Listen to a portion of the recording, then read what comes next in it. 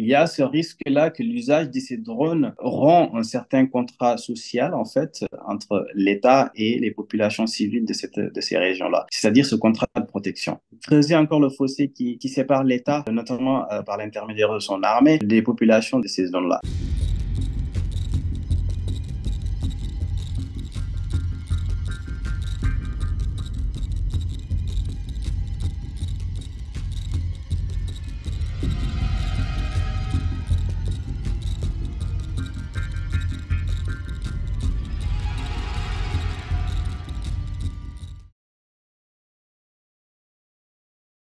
20 civils maliens qui ont été bombardés par un drone et ceux qui, avec leurs manettes, ont ordonné ce bombardement ne sont comptables devant personne.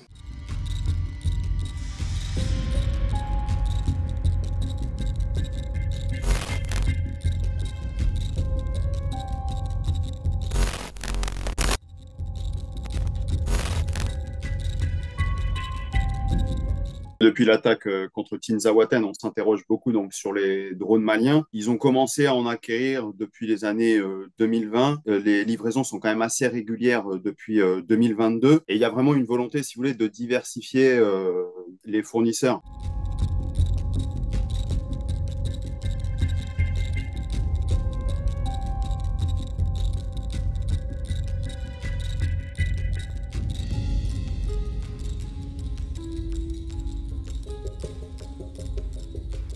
Les drones turcs ont beaucoup de succès à l'heure actuelle, et c'est notamment le fameux Bayraktar TB2 qui s'est fait connaître dans le cadre de la guerre en Ukraine. C'est un drone qui est assez efficace, qui a une autonomie d'à peu près 24 à 27 heures, un rayon d'action de 150 km, qui a 4 missiles qui sont guidés par laser. C'est un drone qui est aussi intéressant par rapport à son prix, entre 2 millions et 4 millions de dollars, ce qui le rend 10 fois moins cher par rapport à un Reaper américain.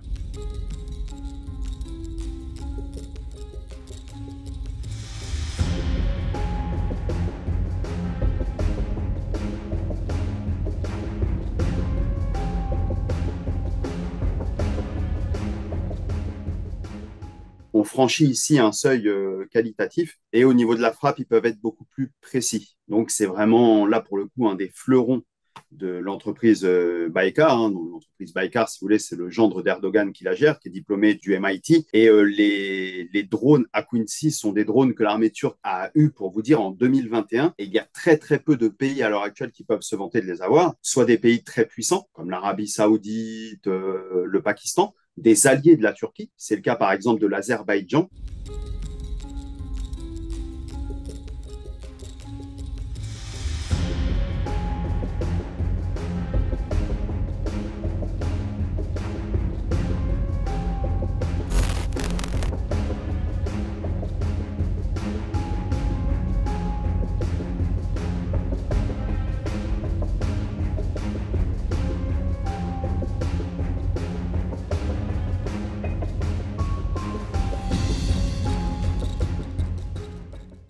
On apporte aussi autre chose que l'on pourrait appeler du soft power, la réorganisation de l'armée malienne depuis l'arrivée des militaires au pouvoir et des autres armées sahéliennes, bien sûr, s'accompagne d'une reconfiguration de la diplomatie militaire de ces États-là qui se redirigent vers d'autres partenaires qui sont des partenaires historiques, à l'exception de la Turquie. La Russie, quand on se place sur la longue durée, héritière de l'URSS, est un partenaire historique de l'armée malienne. Ces États qui vendent de la technologie en armement, donc ça demande les militaires qui les emploient soient formés à l'utilisation de ces armements, donc ça engendre une nouvelle dépendance.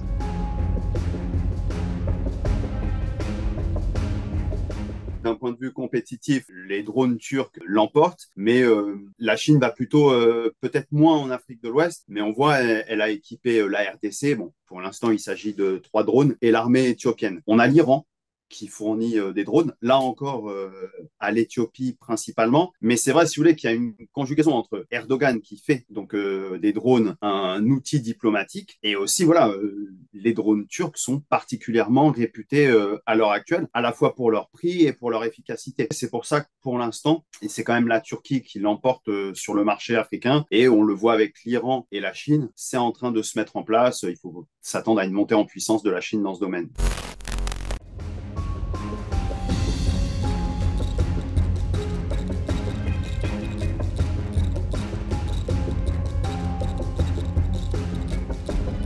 C'était le 16 février.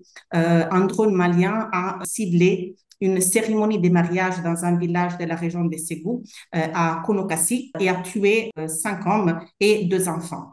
Le lendemain, quand les gens allaient enterrer leurs morts, une deuxième frappe a touché un groupe d'hommes au cimetière et a tué encore 5 hommes et 2 garçons.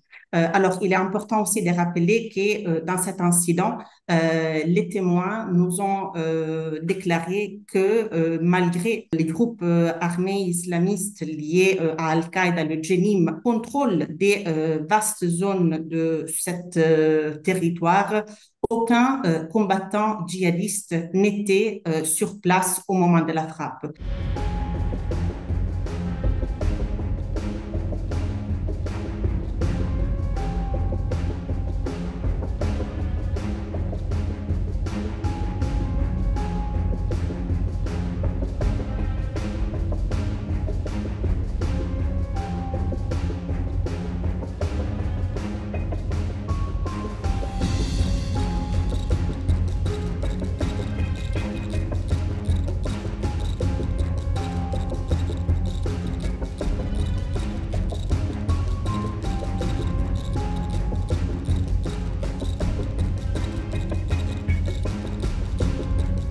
L'usage de ces drones-là, aujourd'hui, fait la propagande des groupes rebelles et des groupes terroristes. C'est-à-dire une récupération de dommages collatéraux de l'usage de ces drones-là pour nourrir le discours qui contribue justement à séparer toujours les populations de la région de l'État central.